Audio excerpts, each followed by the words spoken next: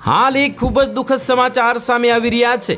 150 વર્ષે પહેલા 1877 થી 78 ની અલ નીનો ઘટનાએ વિશ્વના મોટા ભાગોમાં તીવ્ર ગરમી લાવી હતી।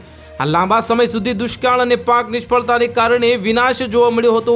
તે સમયે મૃત્યુ એટલા ગંભીર હતા કે વિશ્વની 4% જેટલી વસ્તી નાશ પામી ગઈ હતી, જેને ઇતિહાસમાં નોંધાયેલી સૌથી વિનાશક આબોહવા ઘટનાઓમાંની એક માનવામાં આવે છે।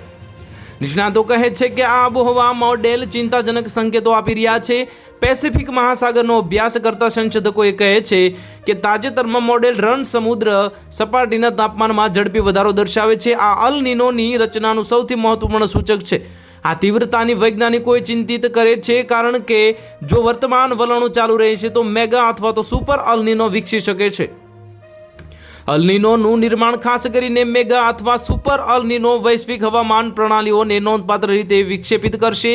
આવી ઘટના ચાલુ આબોહવા પરિવર્તન સાથે જોડાયેલી છે તો 2027 સુધીમાં વૈશ્વિક તાપમાનને નવા રેકોર્ડ સ્તરે ધકેલી શકે છે।